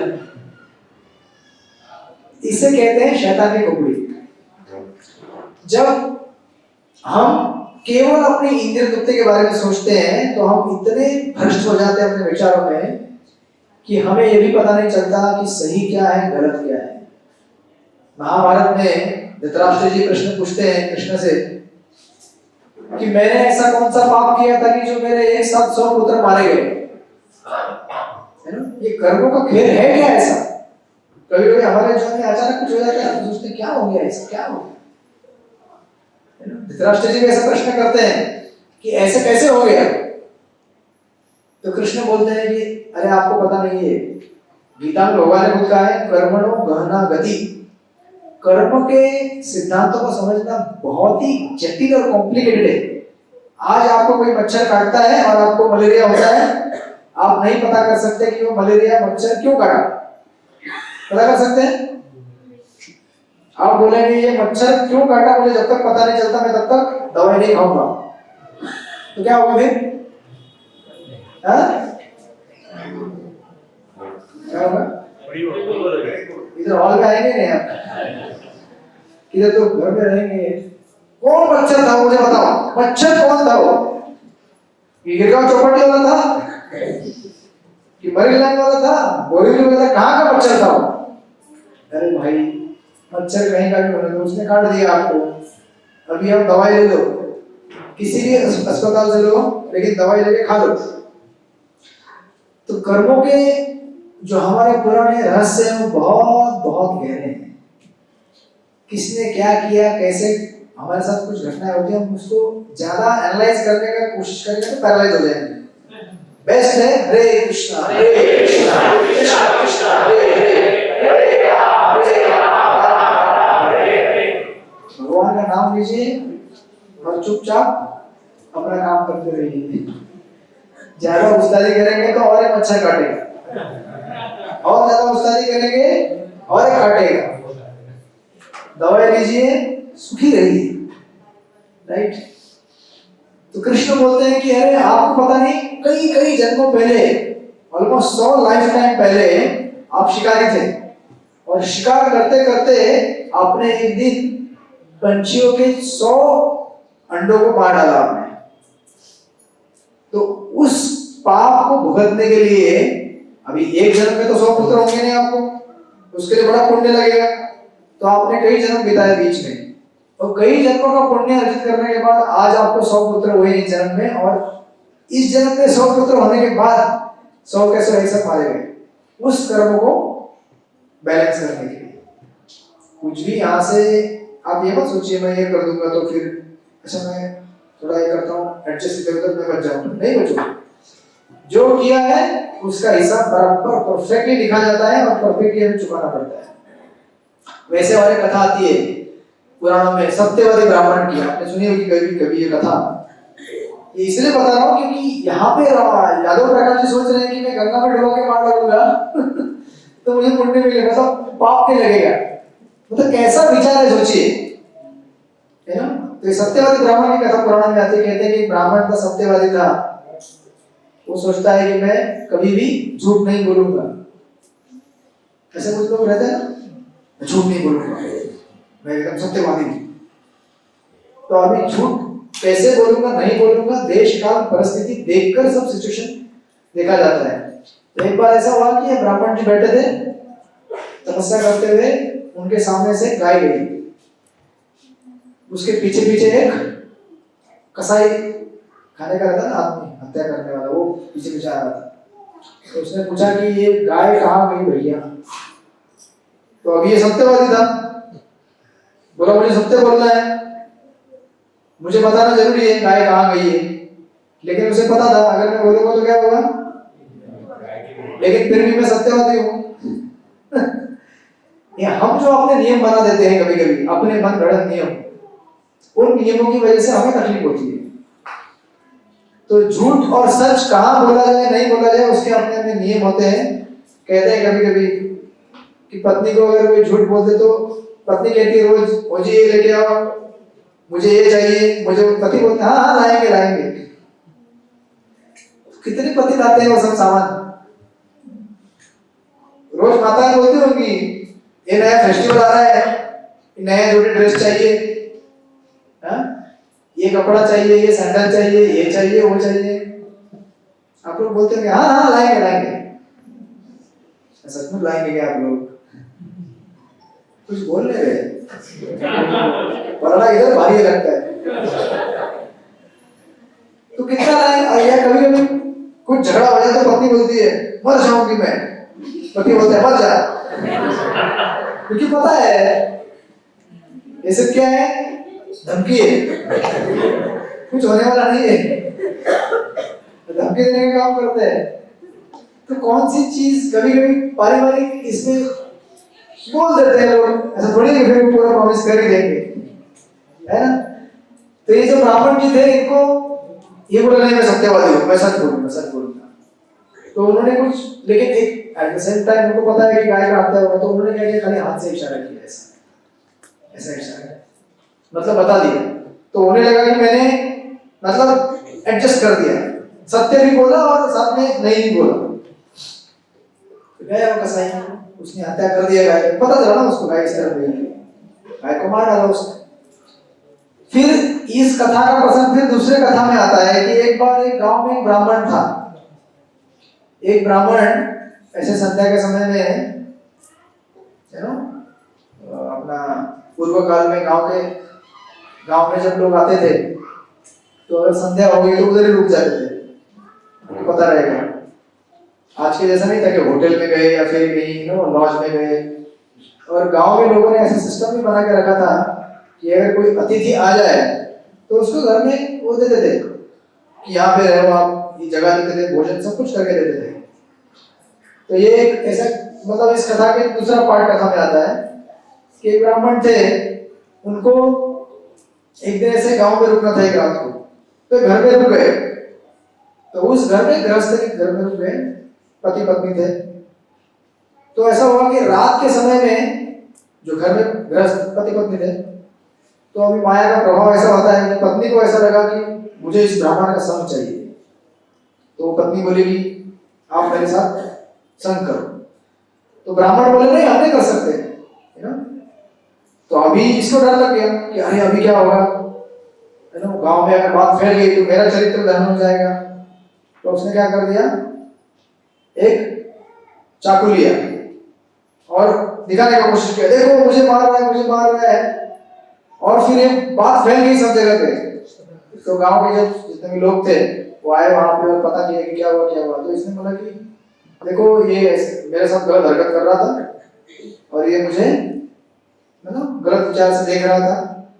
तो उन्होंने क्या किया, इसको अभी पंचायत जब बैठती है तो पंचायत आपको, तो इस स्टोरी में वो जो औरत थी उसने एक्चुअली खुदकुशी कर ली अपने को मार के। क्यों? क्योंकि अभी ऐसे वो टाइम बहुत अलग था, आज के ऐसा टाइम नहीं था। थोड़ा भी अगर आपके चरित्र में, अगर आज के जमाने में तो क्या है, मतलब लोग कैसे क्या करते हैं कुछ भी नहीं है, लेकिन उस समय में चरित्र इंसान का इतना ये था कि थोड़ा भी अगर, तो लोग आप देखेंगे जो राजपूत घराने में लोग रहते थे पूर्व जमाने में, अगर उनका पति युद्ध में गया है और युद्ध से अगर पति वापस नहीं आया तो वो स्त्री, आपको पता रहेगा जौहर करके शब्द है, जौहर जाते थे वो, अपने आप को किसी के हवाले नहीं करते थे, वो मतलब मर जाते थे उस अग्नि में कूद कर। तो ऐसा सिस्टम था कड़क। मोदी जी शायद ऐसा कुछ ला रहे हैं आपने सुना होगा ना, कुछ कानून नहीं सुना आपने, कानून में बदलाव कर रहे हैं मोदी जी, 3 बड़े बड़े कानून बदल दिए उन्होंने, देख लीजिएगा बाद में जाके समाचार। अब ये कोई न्यूज चैनल नहीं है लेकिन ऐसा है। तो क्या होता है कि ये जो ब्राह्मण थे, इनका पंचायत में जब बुलाते सभा में तो उनका निर्णय रहता है कि इनका हाथ काट दिया जाए, और उनका हाथ काट देते हैं। तो अभी सब कुछ सजा होता है उनको और फिर सब अपनी अपनी जगह चले जाते हैं। तो ब्राह्मण जी सोच रहे हैं बैठकर कि मैंने क्या पाप किया था, मैं इस शुद्ध भाव से विचार से रह रहा हूं और मैं इस घर में आया और यहाँ पे रह के मैं क्या कर रहा हूं, मतलब मैंने तो कोई गलत विचार से नहीं आया, लेकिन गांव से निकलते समय मेरा हाथ क्या हो गया, कट गया। तो सोच रहे थे अभी क्या है, भगवान में भक्त है तो भगवान को अंदर से प्रेरणा देकर समझाते हैं कि ये क्यों हुआ है आपके साथ, क्यों हुआ है। पिछले जन्म में आप ऐसे ऐसे थे, ऐसे ऐसा था और आपने ऐसा ऐसा इशारा किया था। अब आप सोचिए, कोई भी खास करके जो धार्मिक व्यक्ति रहता है, रिलीजियस, उसके साथ कुछ भी अगर थोड़ा भी गलत होता है, सोचता है मेरे साथ कैसे गलत हुआ, मैं जब करता हूँ, मैं रोज मंदिर जाता हूँ, मैं भगवान का नाम करता हूँ, मेरे साथ ऐसे कैसे हो सकता है। क्यों नहीं हो सकता भाई, जब तुम थोड़ी पहले 1000 जन्म से करते आ रहे हो, जब तो अभी चालू किया है ना, लेकिन पिछले 1000 जन्म में जो भी किया होगा उसका तो हिसाब किताब तो पूरा होगा ना, चाहे कुछ भी हो। हाँ, इतना है कि भगवान इतने कृपाशाली हैं कि भगवान की कृपा से अगर इतना मिलना होगा दुख, इतना सा करके दे रहे हैं भगवान। लेकिन हम इतने इम्पेशेंट है, इतना भी अगर आए तो हाय हाय क्या हो गया मुझे, अरे भैया इतना बड़ा था, भगवान ने वो गोवर्धन उठा लिया, उसमें से एक कंकड़ गिरा तुम्हारे सर के ऊपर, बाकी उठा के हाथ में रखा है, टेंशन मत लो ज्यादा, एक कंकड़ गिरता है, गिर गया, कंकड़ गिर गया, अरे क्या हुआ? या कभी कभी अगर हमारा हाथ पैर कटना होगा तो एक खरोच आएगी आपको, इतना भगवान को कर, लेकिन एक खरोच आ गई, 4 दिन फिर जब नहीं करेगा, मेरा हाथ में लग गया है, मुझे मच्छर काट गया है। तो इसीलिए हमें देखना चाहिए कि शास्त्रों में जो भी उदाहरण दिए गए समझाने के लिए कि हमारे कर्म बहुत खतरनाक है। हम में से बहुत सारे लोगों ने क्या क्या किया है इस जन्म में भी, इस्कॉन में आने के पहले हमको ही पता है। कितने हमने निष्पाप जीवों की हत्या की हमको पता है, जीवा के स्वादिष्ट के लिए, उसका हिसाब कौन भरेगा? क्यों होगा? हरिनाम से, हरिनाम ने ठेका लिया है, नहीं होगा हरिनाम से, कम होगा, हाँ, लेकिन पूरा नील नहीं होगा, होगा लेकिन उतना शुद्ध भाव से नाम लेना पड़ेगा आपको। क्या ज्यादा करने से नहीं होगा? इसका मतलब ये नहीं कि ज्यादा नहीं करना है, ज्यादा करना है, लेकिन इस भाव में नहीं करना है कि मैं ज्यादा करूंगा तो मैं दुखों से दूर हो जाऊंगा। अरे हम भगवान का नाम दुखों से दूर होने के लिए नहीं करते, भगवान का नाम किस लिए करते हैं? हाँ, क्योंकि भगवान से प्रेम हो जाए तो दुख होता नहीं, ये तो सिगरेट है। दुखों से दूर होने का उपाय क्या है? दुख दूर हो जाए, दुख दूर हो जाए, ये करने से नहीं होता दुख दूर। जैसे कहते हैं ना कि empty mind is devils workshop, खाली दिमाग तो फिर दिमाग में अगर शैतान नहीं लाना, दिमाग में क्या लाना पड़ेगा? हरे कृष्णा हरे कृष्णा कृष्णा कृष्णा हरे कृष्ण को जब इनवाइट करेंगे, हम बेल बजा रहे हो है, अभी बहुत समय है, प्रसाद तो आपका 9-20-25 तक मिल जाता है। क्या हुआ?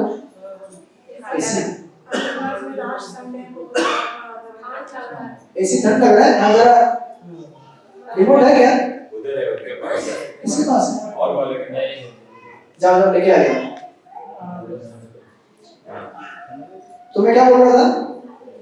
कृष्ण का नाम तो ले रहे हैं। तो कर्मों के जो स्वरूप होते हैं वो बहुत गहरे हैं, और भगवान का भजन हम डेफिनेटली जब करेंगे तो इस भाव से नहीं करना है कि हमारे कष्ट या दुख मिट जाए, वो तो मिट ही जाते हैं। भगवान बहुत कृपाशाली है, लेकिन स्पेशली तो भगवान का नाम इसलिए करना चाहिए जब, ताकि हम भगवान से प्रेम कर सकें, क्योंकि उनसे जब प्रेम करेंगे ऑटोमेटिक दुख दूर हो जाता है। अलग से दुख दूर होगा उसके लिए कष्ट करने का प्रयास नहीं। जैसे भागवत को उदाहरण दिया जाता है कि आपको जब भूख लगे तो आप अगर भोजन लेंगे तो भूख क्या हो जाती है? अपने आप आपको चिंता नहीं करनी पड़ती, मैं भोजन ले रहा हूँ, भूख दूर होगी क्या? नहीं ना, भोजन खाइए, अपने आप ठीक हो जाएगा। महामंत्र खाइए, हरे कृष्णा कृष्णा कृष्णा हरे हरे राम अपने आप कष्ट दूर हो जाएगा। जहाँ कृष्ण तहाँ नहीं माया अधिकार, जहाँ कृष्ण है वहाँ अंधकार हो नहीं सकता, जहाँ अंधकार है वहाँ कृष्ण नहीं है। तो यादव प्रकाश जी को समझ में नहीं आया, तो इतने बावले थे, सोच रहे गंगा में डुबा के मार दूंगा, आप भी नहीं लगेगा, काम भी हो जाएगा, चलो। तो ये आइडिया बनाते हैं और निकल पड़ते हैं। जैसे आपको पता रहेगा दुर्योधन जी ने भी प्लान बनाया था पांडवों को जलाने के लिए वाराणसी में, वैसा ही प्लान था, एकदम रहस्य में गुप्त, क्या था निकालो, इसमें से एक को टपकाना है इस ग्रुप में से, ठीक है? कहां किसी को खबर नहीं लगेगी। तो पूरा प्लानिंग बन गया और पूरा एकदम षड्यंत्र रचा गया और निकल गए बनारस यात्रा के लिए, सब एकदम जोश से सब लोग तीर्थ यात्रा के। तो उसमें हमारे गोविंदा जी थे, उनके कजिन रामानुजाचार्य भी थे, लेकिन गोविंदा को कैसे न कैसे पता चल गया कि ये तो बहुत बड़ा खतरनाक प्लॉट रखा है, लोग मारने वाले हैं रामानुजाचार्य को। तो ये जो थे यादव प्रकाश जी के शिष्य और यादव प्रकाश, ये जानबूझ के गोविंदा और रामानुजाचार्य को साथ नहीं आने देते थे, दोनों अलग अलग करते थे पूरी यात्रा में, नहीं तुम उधर रहो, क्योंकि उनको भनक लग गई थी कि ये गोविंदा को पता चल गया है, ये रामानुजाचार्य को बताने वाला है। लेकिन गोविंदा उनके कजिन थे और बहुत प्रामाणिक थे, तो क्या हुआ कि चलते चलते चलते रामानुजाचार्य पीछे रह गए, गोविंदा जानबूझ के पीछे रह गए, ये टोली आगे निकल रही थी। उस समय यात्रा चल के होती थी, हवाई जहाज से, ट्रेन से, प्लेन से, बस से नहीं होती थी।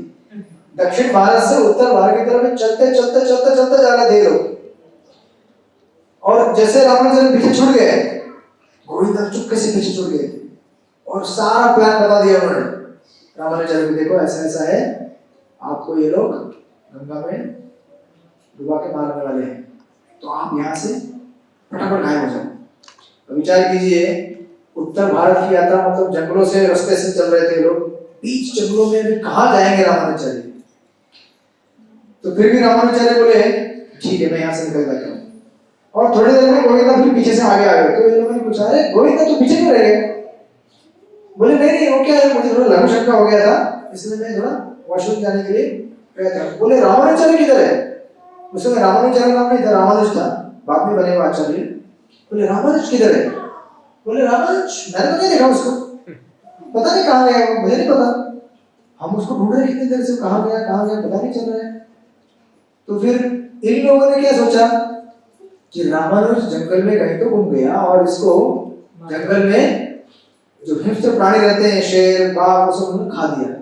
बाकी हो गया, हाय हाय रामानुज कहाँ गया वो, मन से खुश हो रहे थे, चलो हमारा काम ऐसे कर गया। और ये सोचकर ये लोग आगे निकल गए, गोविंदा को पता था क्या हो रहा है, और रामानुजाचार्य पीछे रह गए। अब सोचने लगे अभी इतने बड़े घने जंगल में मैं कहाँ जाऊँ, कहाँ रास्ता ढूंढूं। उनको जाना था दक्षिण की तरफ वापस, कांचीपुरम। उत्तर भारत से दक्षिण कैसे जाऊं मैं? तो देखिए भगवान अपने भक्तों के लिए क्या क्या योजनाएं करते हैं, इसको पूरा करें आज या फिर कितना हो गया 9:10 पूरा कर लेते 10 मिनट, ये 10-15 मिनट कीर्तन करके विराम देंगे। आप सब लोग मेरे साथ हैं? क्या आप चले गए दक्षिण भारत? दक्षिण भारत में जाना है ना आपको, कांचीपुरम में जाना है। 10 मिनट बाकी पहुंचना। हाँ दक्षिण भारत पहुंचने बाकी 10 मिनट। 10 मिनट बाद पहुंचेंगे। तो ऐसा हुआ कि रामानुजाचार्य मेन रास्ते से हटकर दूसरी जगह चले गए, और उस समय क्या हुआ, रात में अभी संध्या का समय था, तो संध्या के समय में अभी रात को तो ट्रैवल नहीं कर सकते, जंगल में एक जगह रुकना है। तो उतने समय में उन्होंने देखा कि दूर से एक शिकारी आ रहे हैं, और वो उसके करीब आ गए रामानुजाचार्य के, और बोलने लगे, रामानुजाचार्य उनको पूछने लगे कि आप कहाँ जा रहे हैं? तो रामानुजाचार्य को कहते हैं कि हम लोग एक्चुअली विंध्याचल से आए हैं और हम लोग यात्रा पे निकले हैं दक्षिण की तरफ। तो रामानुजाचार्य बोले मैं भी दक्षिण ही जाना चाहता हूँ, कृपया मेरे साथ दीजिए, आप भी मेरे साथ चलिए। लेकिन बोले अभी संध्या हो गई है, रात हो गया है, अभी यहीं पे रुक जाते हैं। तो एक पेड़ था बड़ा घना जंगल में, उस पेड़ के नीचे एक जगह पे शिकारी रुक गए, एक बाजू में रामानुजाचार्य रुक गए। रामानुजाचार्य जस्ट रिलैक्स हो रहे थे। तो विचार कीजिए इतने बड़े यात्रा के ग्रुप में से अलग हो गया, बालक थे, बालक तो 16-17 साल के युवक जैसे थे। विचार कर रहे हैं कि इस घने जंगल में इतना कष्ट और दुख, कितना भूख प्यास लग रहा होगा। विचार कीजिए आज हम यात्रा में जाते हैं तो पहले से प्लानिंग रहता है, यहाँ से बना के निकलते हैं, लेमन राइस, टैमरिंड राइस, क्या क्या बनाते हैं आप लोग, पूरी बनाते, भाजी बनाते, होटल पता है कहाँ उतरना है, कौन सी बस लेने को आने वाली है। इतना प्लानिंग होने के बाद भी हम बोलते हैं यात्रा में बहुत कष्ट हुआ, बहुत दुख हुआ, ऐसी यात्रा हमको अगली बार नहीं आना है। उधर हमारी यात्रा में उतरा था, आपको बता जाना है, जगन्नाथपुरी फ्लाइट में था 26 डिग्री, फ्लाइट से नीचे उतरा 43 डिग्री, तो पूरा जलने लगा सर। मैं बोला सबसे ज्यादा मेरा ही जल रहा है, कवर नहीं है यहाँ पे। भाई गमछा तो लगा लो, बोला आदत है हमको। तो मुझे नहीं पता था, जब इधर आया मैं तो पूरा उसका कवर निकल रहा था, स्किन निकल रहा। बोले क्या हो गया, मेरा गमछा लगाने के लिए बोला था ना, मेरा निकलेगा, एक हफ्ते तक तो रिकवर होने के लगेगा। तो यात्रा बड़ी कष्टप्रद होती है एक्चुअली, तीर्थ यात्रा तो तपस्या होता है। रामानुजाचार्य सोच रहे थे कि मेरे जैसा दुखी व्यक्ति कोई रहेगा नहीं, मैंने पक्का अपने पिछले जन्म में कुछ पाप किए होंगे जिसकी वजह से इतना कष्ट मुझे हो रहा है अभी इस समय। और इस तरफ जो शिकारी थे, दोनों पति पत्नी, उसमें से पत्नी का थोड़ी देर में आवाज आता है कि मुझे पानी चाहिए, पानी चाहिए। और पति बोलते हैं कि रुक जाओ, अभी यहाँ पे कोई कुआं या नदी नहीं दिख रहा है, यहाँ पे कहीं आसपास, रात हो गई, अभी मैं पानी नहीं ला सकता, तुम क्या करो, सहन करो, कल सुबह पक्का मैं आपको पानी दूंगा। तो दोनों का ऐसा, पत्नी बोले पानी चाहिए, पति बोले नहीं। इस तरह से थोड़ी देर में वो शांत हो गया आवाज, शायद दोनों सो गए। रामानुजन सुन रहे थे, सोच रहे थे काश मैं अगर यहाँ पे कहीं सरोवर हो पानी का तो मैं पानी ला के इनको दे दूं। ये लोगों ने मुझे अपने साथ रखा है, इतना मुझे साथ में लेके जा रहे हैं, कुछ सेवा करो इनका। इस विचार में रामानुजन करे क्या, ये भी बेचारे अकेले हैं और घने जंगल में, अभी अगर यहाँ से बिछड़ गए तो वापस पता नहीं कहाँ घूम जाएंगे, तो वो भी शांत होकर सो जाते हैं। दूसरे दिन जब सुबह होती है, सुबह रामानुजाचार्य देखते हैं उठकर कि अरे दोनों कहाँ चले गए, दोनों पति गायब, दिख ही नहीं रहे। रामानुजाचार्य अकेले जंगल में, फिर अकेले, अब तो सूरज की रोशनी आ गई थोड़ा, तो सोचते हैं कि मैं चलूंगा, आगे निकलते हैं और देखने का प्रयास करते हैं कि मैं कहाँ पे आ गया, कौन सी जगह पे आ गया। लोगों को पूछते हैं कि ये जगह कौन सा है, तो उनको पता चलता है, लोग बोलते हैं ये तो कांचीपुरम है। उत्तर भारत से एक शॉट में कहाँ पहुंच गए, एक रात में कांचीपुरम में पहुंच गए। और कहते हैं कि वो देखो आगे गोपुरम, गोपुरम मतलब समझते हैं, दक्षिण भारत में जो मंदिर रहते हैं उनके ऐसे बड़े बड़े ये रहते हैं, दरवाजे रहते हैं, 7 ऐसे दरवाजे रहते हैं, तो देख रहे हैं गोपुरम कांचीपुरम मंदिर। अरे हाँ, ये तो कांचीपुरम में आ गया मैं। तो उनकी खुशी का ठिकाना नहीं रहता, लेकिन वो सोचते हैं कि ये कौन थे दोनों। तब उनको भगवत प्रेरणा से अंदर से समझ में आता है कि ये साक्षात लक्ष्मी नारायण थे। ये साक्षात लक्ष्मी नारायण उनको रात में आकर आपको मिलेंगे। राधा गोपीनाथ जी साक्षात लक्ष्मी नारायण आके उनको रास्ता दिखाते हैं। और जैसे कृष्ण ने रातों रात मथुरावासी को कहाँ पे लेके गए थे, द्वारका में लेके गए थे। भगवान का ट्रांसपोर्ट बहुत अलग होता है। हमारे जैसा नहीं है, मुझे सो जाओ,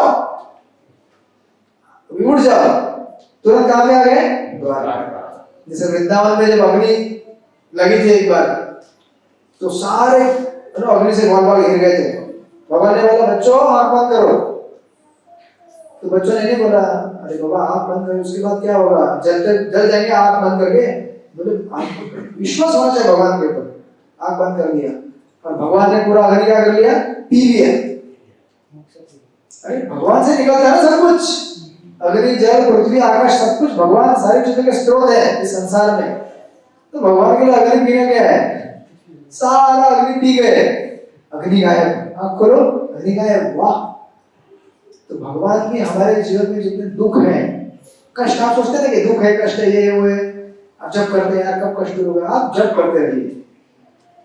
एक चौराष्ट्र भजन में गाना आता है ना, एक लाइन आता है कि भगवान क्या करते हैं, हमारे सारे पापों को हर लेते हैं, बराबर है ना, हमारे दुखों को हर लेते हैं।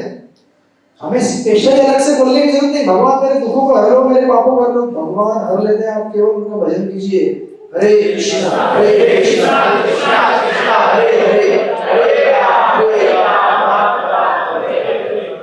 इस प्रकार जब रामानुजाचार्य कांचीपुरम के मंदिर के द्वार में पहुंचते हैं, वरदराज जी के सामने, वरदराज जी बहुत स्पेशल भगवान है, उनका हाथ ऐसे वरद हस्त है, जो भी इच्छा करेंगे जाके मांगेंगे पूरी हो जाती है। इसलिए उनका नाम क्या है, वरदराज, वरदान देने में सबसे महान। चतुर्भुज रूप में इतना बड़ा मंदिर है, आपने देखो कांचीपुरम में, सामने से देख सकते हैं, कितना सामने से इतना बड़ा बड़ा अक्षर लिख रहे हैं, एकदम बड़े बड़े एकदम।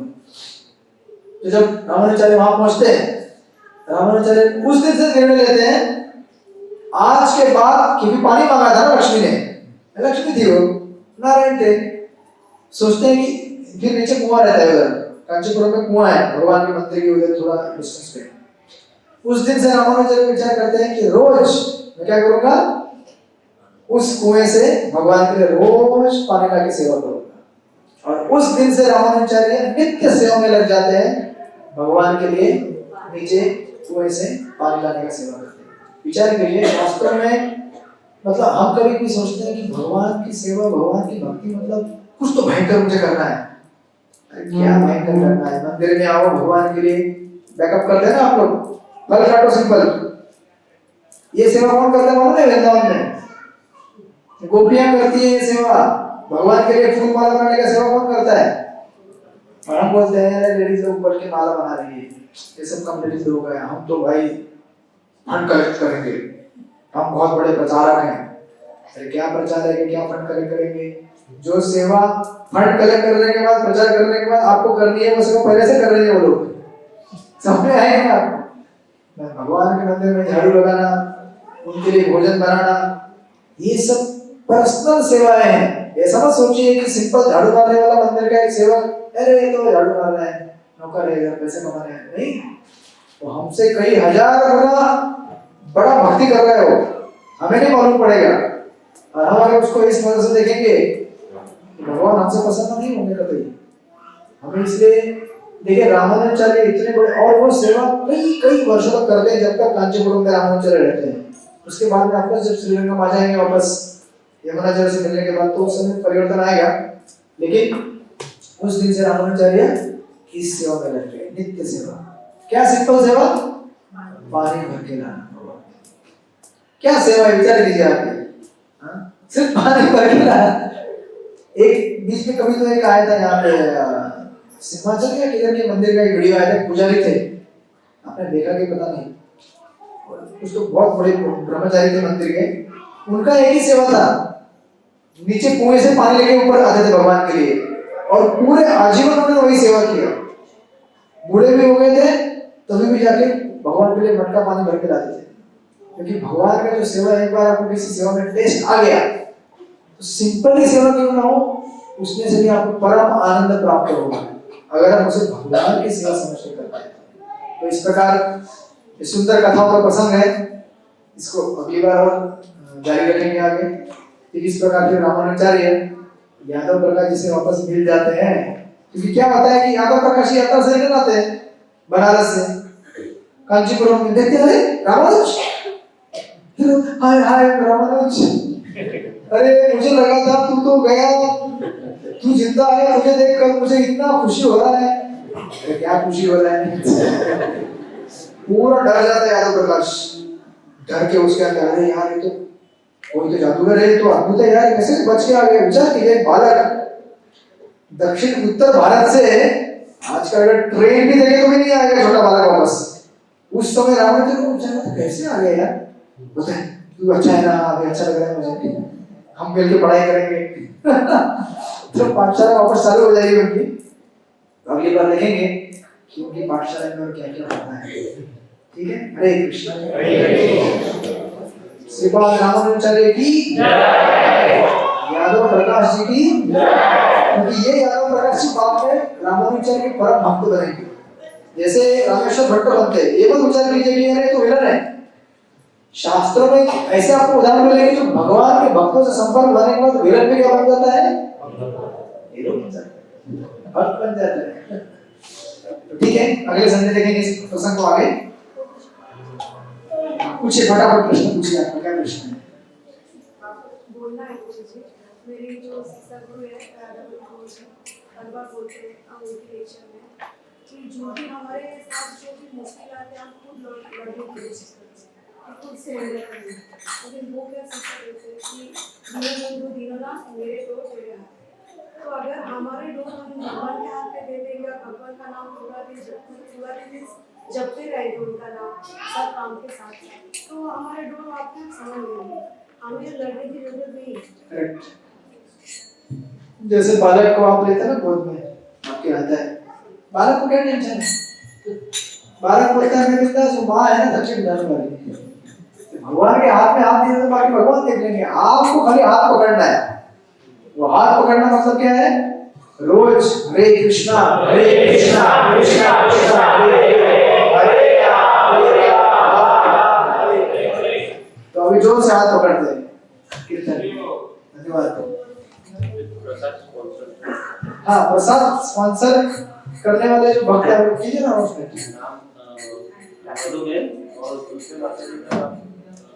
हाँ वो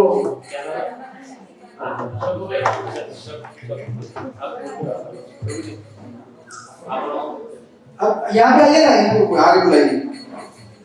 प्रसाद स्पॉन्सर वाले हमारे दो भक्त आगे आ जाइए यहाँ पे।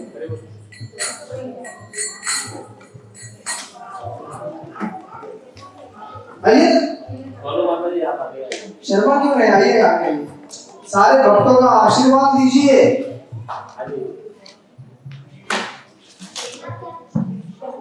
ठीक है, तो प्रभु जी हमारे दूध बन के आए हैं यहाँ पे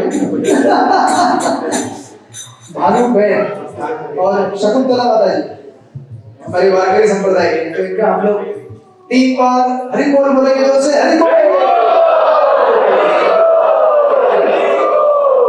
ठीक है, तो आप लोग अभी बड़े प्रेम से कीर्तन कीजिए 10 मिनट। हाँ, खड़े हो जाइए, आप डांस कर सकते हैं। एक मिनट ये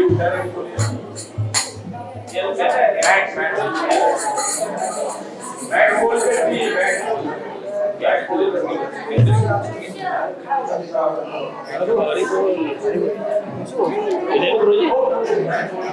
एक केक ये निकाल सामने रखिए।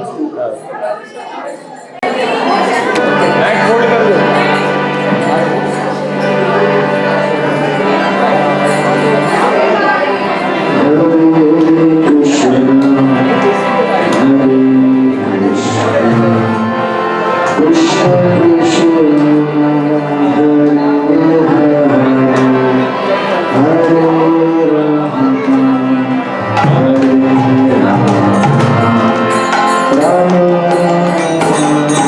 Hare